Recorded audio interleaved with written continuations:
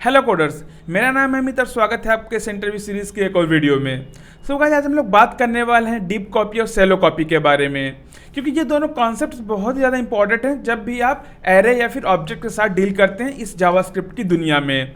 सो आज हम आपको बताने वाले हैं कि जो डीप कॉपी है, शैलो कॉपी है, ये क्या होता है और जो हमारे एरे एंड ऑब्जेक्ट्स हैं उनके हम लोग कैसे नए कॉपी बना सकते हैं बिना ही रेफरेंस के। क्योंकि जब भी किसी एरे ऑब्जेक्ट की आप नई कॉपी बनाते हैं किसी नए वेरिएबल पे, तो पूरी तरीके से कॉपी ना होकर के उनकी सिर्फ और सिर्फ रेफरेंस कॉपी होता है, और जब भी आप किसी पुराने वाले या फिर नए वाले वेरिएबल में चेंज करेंगे तो वो उसका इफेक्ट दोनों जगह हो जाता है।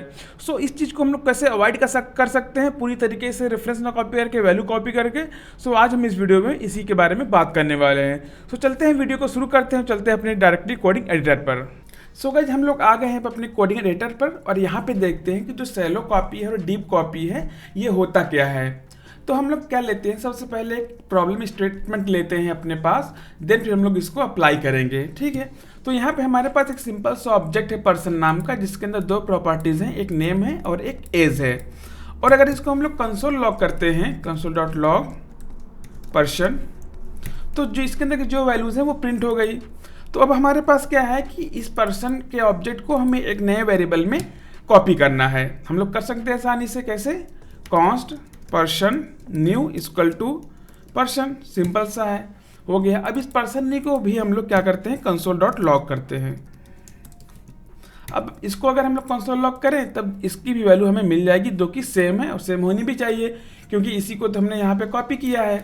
ठीक है, अब हम लोग क्या करते हैं कि पर्सन न्यू जो है इसकी एज को हम लोग करते हैं change, person new dot age equal to 39 कर देते हैं। अब ये जो पर्सन न्यू का एज है वो 39 हो गया है।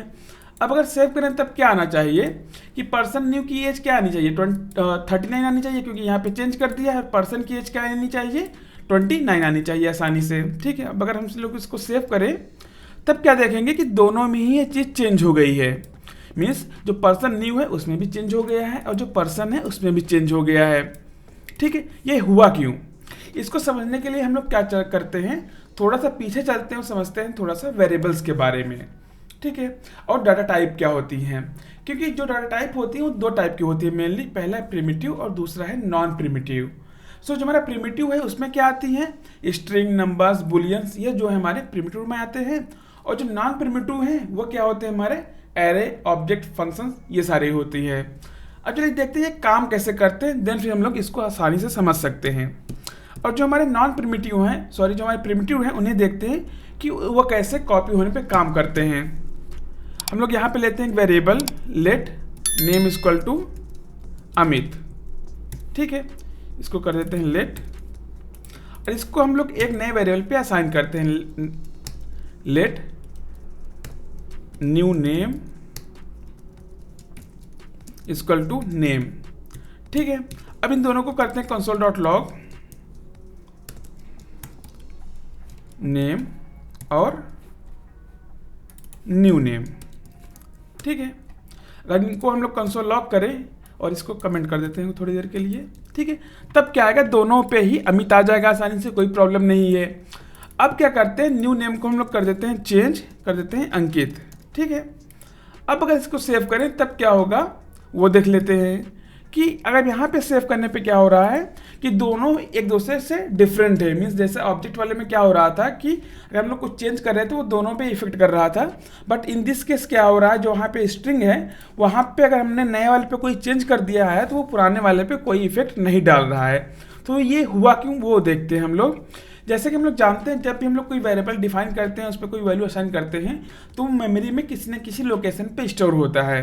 ठीक है, तो जब यहाँ पे बात आती है प्रिमिटिव डाटा टाइप की, तो वहाँ पे क्या होता है कि जब भी हम एक वेरिएबल की वैल्यू को किसी नए वेरिएबल में ट्रांसफर करते हैं, मीन्स कॉपी करते हैं, तब वहाँ पे एक्चुअल वैल्यू ही कॉपी होती है, ना कि उसका एड्रेस। वो कैसे होता है वो अगर हम लोग देखें मेमोरी में, मीन्स यहाँ पे देखेंगे वेरिएबल नेम, एड्रेस और वैल्यू। ठीक है, तब क्या होगा, हमारा जो पहला था वेरिएबल नेम क्या है, नेम है, एड्रेस क्या है हम लोग मान लेते हैं 1 2 3, और वैल्यू क्या है हमारी अमित। ठीक है, अब जब हमने इस अमित को न्यू नेम पे कॉपी किया तब क्या हुआ, ये न्यू नेम और यहाँ पे इसका एड्रेस एक नया बनेगा, 342 और यहाँ पे जो वैल्यू आ गई वो आ गई क्या वैल्यू, अमित आ गई जब हमने इसको कॉपी किया। ठीक है, अब जब इसको चेंज करेंगे तब क्या होगा, ये यहीं पे चेंज हो जाएगा, अंकित कर देगा इसको। तो इसने पुराने वाले को चेंज नहीं किया, इसीलिए यहाँ पे क्या हो रहा है कि ये इसके पुराने वाले को चेंज नहीं कर रहा है। ठीक है, सो इस तरीके से कुछ काम करता है मेमोरी में जब हम लोग प्रिमिटिव डाटा टाइप की बात करते हैं। अब चलिए समझते हैं कि जो हमारा नॉन प्रिमिटिव डाटा टाइप है वो कैसे यहाँ पे काम करेगा। सो उसके लिए हम लोग लेते हैं एक ऑब्जेक्ट सिंपल सा नेम अमित का। ठीक है, उसमें भी यही लेते हैं और यहाँ पे हमने क्या कर दिया, इसको असाइन।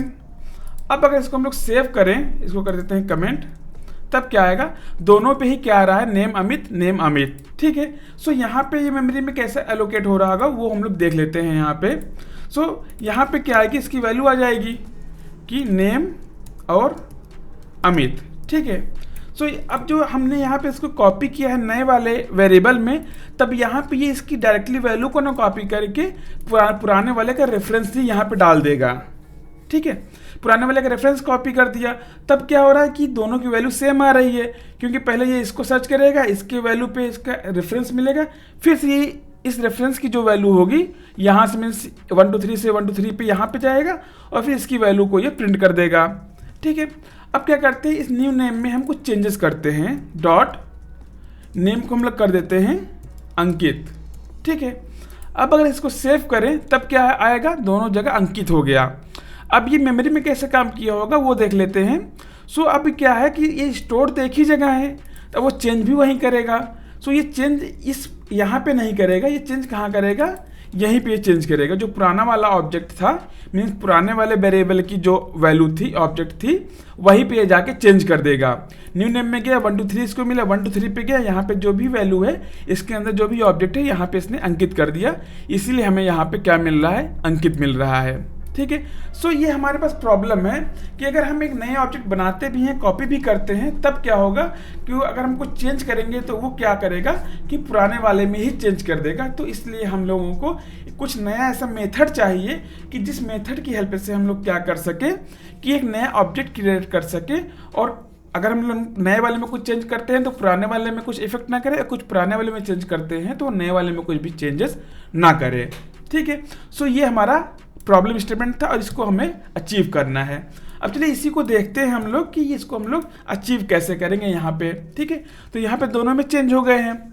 सो अब हम लोग सेलो कॉपी की बात करते हैं यहाँ पे। इसकी सेलो कॉपी क्या है, जब हम कहीं भी रियल वर्ल्ड में किसी भी ऑब्जेक्ट पे काम करते हैं, किसी वेबसाइट पे काम करेंगे, तो वहाँ पे बहुत ही कम चांसेस होते हैं कि हमें एक सिंगल लेवल का ही ऑब्जेक्ट मिले, क्योंकि हम लोग जानते हैं कि एक ऑब्जेक्ट के अंदर मल्टीपल ऑब्जेक्ट हमारे हो सकते हैं। ठीक है, सो यहाँ पे हमारे पास क्या है, ऑब्जेक्ट का एक ही लेवल है, मीन्स एक ऑब्जेक्ट है और उसी के अंदर की वैल्यू पेयर की वैल्यूज हैं डायरेक्टली, उसके अंदर कोई भी एक नया ऑब्जेक्ट नहीं है। ठीक है, तब हम लोग क्या करते हैं कि इस ऑब्जेक्ट का हम लोग एक सेपरेट नया कॉपी कैसे बना सकते हैं कि अगर हम लोग किसी में भी चेंज करें तो एक दूसरे को चेंजेस ना करें। ठीक है, सो हम लोग क्या कर सकते हैं, जो हमारा अभी तक यहाँ पे था पर्सन न्यू, हमारे पास 3-4 इसके ऑप्शन से हम लोग एक एक करके सभी देखेंगे। सो सबसे पहले हम लोग देखेंगे जो हमारा ES5 वर्जन था उसमें कैसे होता था, फिर देखेंगे ES6 और एक देखेंगे कि हमारा एक जो जुगाड़ है उसे हम लोग कह सकते हैं वो हम लोग कैसे करेंगे। ठीक है, तो उसके लिए हम लोग क्या यूज कर सकते हैं, ऑब्जेक्ट डॉट असाइन। हमारे पास ऑब्जेक्ट नाम का एक क्लास है, उसके अंदर हमारा एक मेथड है असाइन। तो इसमें हम लोग 2 पैरामीटर पास करते हैं। पहला क्या हमारा टारगेट, मीन्स हमें क्या करना है, एक नया ऑब्जेक्ट क्रिएट करना है, तो यहाँ पे हम लोग क्या पास कर देते हैं, इम्पटी ऑब्जेक्ट। और दूसरा क्या हमारा सोर्स हमारा क्या है, पर्सन, मीन्स पर्सन का जो है हमारा ऑब्जेक्ट उसी का हमें एक नया कॉपी बनाना है। ठीक है, तो हम लोग यहाँ पे पर्सन पास कर देंगे। ठीक है, अब अगर हम लोग सेव करें तब हम लोग देखते हैं कि हमें क्या मिलता है। ठीक है, अगर तब हम लोग सेव करें तब हमें क्या देखते हैं कि जो हमारा पुराना वाला ऑब्जेक्ट है पर्सन, उसमें हमें क्या मिल रहा है, नेम अमित और एज 29। इसको मैं यहाँ पे कुछ लगा देता हूँ ताकि हमें आइडेंटिफाई हो सके, पर्सन। ठीक है, और यहाँ पे मैं लगा देता हूँ पर्सन न्यू।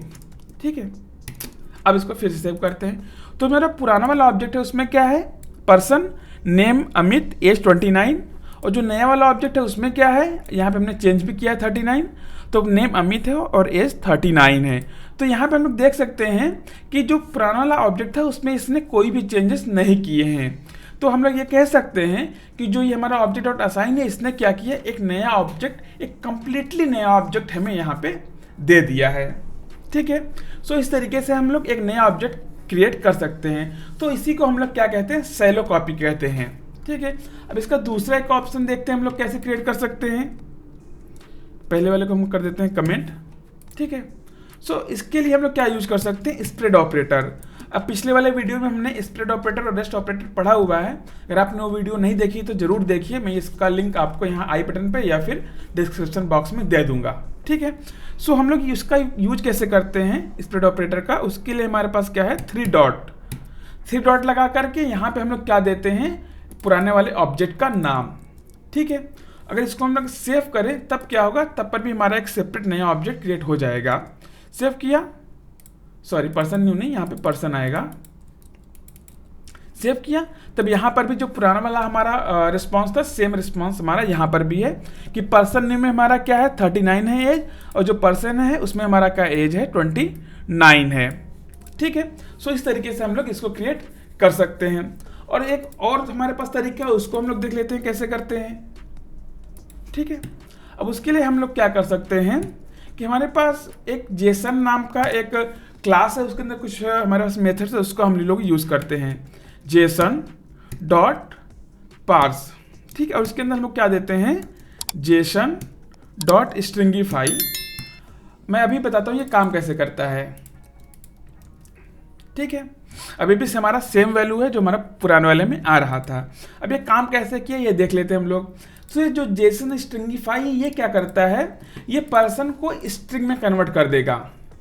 वो कैसे होगा वो देख लेते हैं। यहाँ पे console.log अगर मैं करूँ कि अगर अब यहाँ पे इसको मैं कंसोल लॉग करता हूँ तो ये एज ए स्ट्रिंग है। यहाँ पे हम टाइप ऑफ यूज कर सकते हैं इसको पता करने के लिए कि ये स्ट्रिंग है, क्या है, टाइप ऑफ। ठीक है, अगर इसको सेव करें तब क्या देखेंगे हम लोग कि जो ये जेसन स्ट्रिंगिफाई का हम लोग यूज किए हैं, इसकी जो आउटपुट वैल्यू है वो क्या है, स्ट्रिंग है। ठीक है, इसीलिए क्या दे रहा है, एक स्ट्रिंग बना रहा है। अब हम लोग जानते हैं कि प्रिमिटिव डाटा टाइप में क्या होता है कि उसकी एक नई वैल्यू ही एक दूसरे वेरिएबल पे कॉपी हो जाती है। सो सेम कॉन्सेप्ट यहाँ पर भी लगा हुआ है उसी का। ठीक है, और जो हमारा जेसन डॉट पार्स है वो क्या करता है, अगर कोई भी जेसन स्ट्रिंग फॉर्म में है तब वो उसको क्या करता है, एज अ कंप्लीट जेसन में कन्वर्ट कर देगा। ठीक है, तो यहाँ पे हमने क्या किया, एक जेसन को एक स्ट्रिंग में कन्वर्ट किया और फिर उस स्ट्रिंग को हमने एक नए जेसन में कन्वर्ट कर दिया। तो यहाँ पे हमारा सेलो कॉपी आसानी से हो गया है। ठीक है, तो सेम हमारा एरे में भी होता है, तो उस एरे में हमारा कोई डिफरेंट नहीं है। उसका भी एक एग्जाम्पल हम लोग यहाँ पे देख लेते हैं, सिंपल सा। ठीक है, लेते हैं एक नया एरे, कॉन्स्ट नेम्स। ठीक है, नेम्स नाम का एक एरे लिया, इसमें देता हूं मैं अमित, फिर देता हूं अंकित, फिर देता हूं अभिषेक। ठीक है, हमारे पास 3 नाम है। इसको मैं एक नए नाम पे असाइन करता हूं, const new name equal two names. करते हैं कंसोल लॉग दोनों को, जल्दी जल्दी देख लेते हैं इसको। नेम्स और दूसरा क्या है हमारा, न्यू नेम। ठीक है, सेव करते हैं, क्या हुआ, दोनों में हमारी सेम वैल्यूज हैं। अब अगर इसको हमें चेंज करना है न्यू नाम में किसी भी इंडेक्स पर, कर देता हूं मैं इसको नितिन। ठीक है, तब क्या होगा, इसमें भी हमारा सेम होगा कि दोनों ही एरे में चेंज हो जाएगा। जो हमारा पुराना वाला मीन्स जो हमारा ओरिजिनल एरे है और जो हमने नई कॉपी बनाई हुई है उसमें भी ये चेंज कर देगा, क्योंकि सेम कॉन्सेप्ट यहाँ पे भी अप्लाई होगा रेफरेंस का, क्योंकि ये डायरेक्टली वैल्यू ना कॉपी करके रेफरेंस उसका इस पे कॉपी कर रहा है। ठीक है, अब इसको भी हम लोग सेम इसी तरीके से क्रिएट कर सकते हैं नए नए एरे में। ठीक है, तो यहाँ पे हम लोग क्या कर सकते हैं, अब यहाँ पर भी हम लोग स्प्लिट ऑपरेटर का यूज कर सकते हैं, बट यहाँ पे हमारा एरे है तो हमें यहाँ पे क्या देना पड़ेगा, एक एरे के अंदर इस स्प्लिट ऑपरेटर का यूज करना पड़ेगा। ठीक है, सेव करते हैं, सॉरी पर्सन यहाँ पे नेम्स रहेगा। ठीक है, सेव किया तो यहाँ पे क्या होगा कि जो हमारा ओरिजिनल वाला एरे है अमित है उसमें, और जो हमारा नया वाला एरे है न्यू नेम उसमें क्या है, नितिन है। ठीक है, सो इस तरीके से हम लोग एरे में भी इसको आसानी से अप्लाई कर सकते हैं। ठीक है, तो ये भी हमारा क्या है, सेलो कॉपी का एक एग्जाम्पल है सिंपल सा। अब चलिए ये देखते हैं कि हमारा जो डीप कॉपी है वो क्या होता है। अब जैसे कि हम लोग जानते हैं कि किसी भी एक ऑब्जेक्ट के अंदर एक और ऑब्जेक्ट हो सकता है और उस ऑब्जेक्ट के अंदर भी एक नया ऑब्जेक्ट हो सकता है, तो वो हम लोग देख लेते हैं। यहाँ पे हम लोग यहाँ पे क्या करते हैं, सब्जेक्ट्स लेते हैं, ठीक है। सब्जेक्ट्स नहीं लेकर के एड्रेस लेते हैं, ठीक है। एड्रेस लेते हैं और उस एड्रेस के अंदर हम लोग लेते हैं क्या, सिटी। सिटी में हम लोग क्या दे देते हैं, प्रयागराज। और स्टेट में क्या हम लोग दे देते हैं, यूपी, ठीक है। अब अगर इसको हम लोग कंसोल लॉग करें दोनों का, तब क्या होगा कि पहले पे तो अमित और अमित आ रहा है दोनों पे और एज चेंज हो गया है, ठीक है।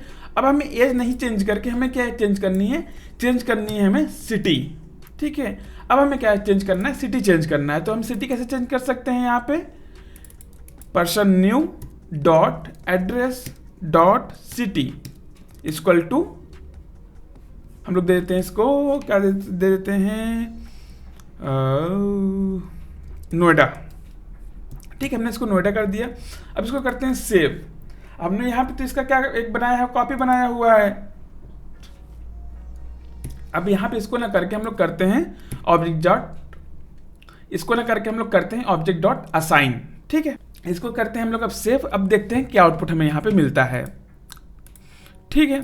तो यहाँ पे अगर हम लोग देखें तो पहले में तो हमारा पहले से था जो भी हमारा काम कर रहा था, बट यहाँ पे क्या हुआ, जो हमारी सिटी है, मीन्स जो एड्रेस के अंदर सिटी है वो हमारा दोनों में ही चेंज हुआ है। मीन्स ये जो हमारा सिटी है वो पुराने में भी नोएडा हो गया है, और जो नया है सॉरी जो हमारा नया है उसमें तो नोएडा है, बट जो हमारा पुराना वाला ऑब्जेक्ट है उसमें भी सिटी क्या हो गई, नोएडा हो गई है।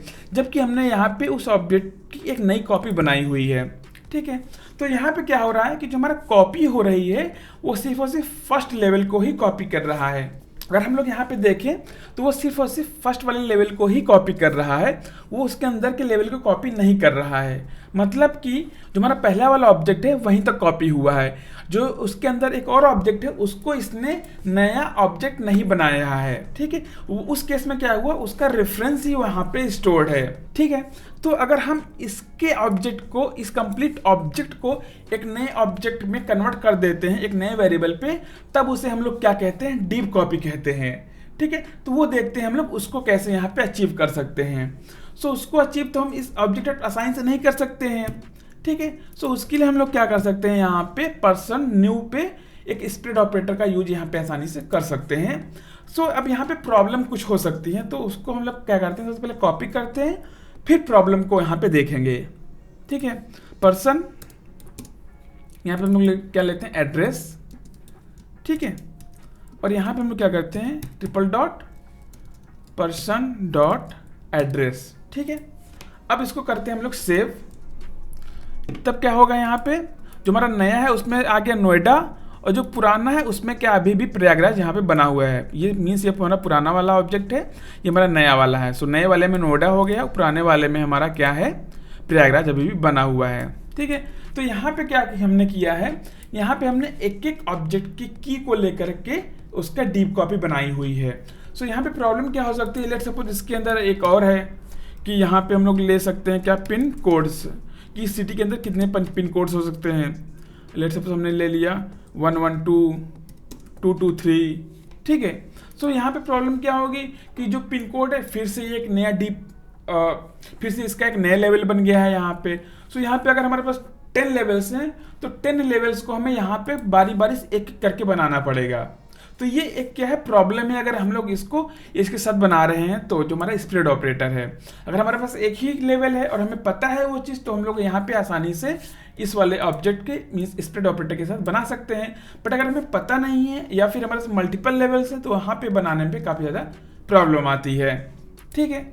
तो उसके लिए हम लोग क्या कर सकते हैं, यहाँ पे जो हमारा तीसरा वाला हमारा था तरीका, ये जेसन स्ट्रिंगिफाई का, उसका यूज हम लोग यहाँ पे कर सकते हैं, ठीक है। अगर इसके माध्यम से हम लोग करते हैं और इसको करते हैं सेव, तब क्या होगा, ये आसानी से नेस्टेड जो हमारा ऑब्जेक्ट है उसकी एक सेपरेट कॉपी किसमें बना देगा, पर्सन न्यू में आसानी से बना देगा। यहाँ पे अगर हम लोग देखें, जो पुराना वाला है हमारा उसमें प्रयागराज है यहाँ पे, और जो हमारा नया वाला है उसमें नोएडा है, कोई भी प्रॉब्लम इसमें नहीं है।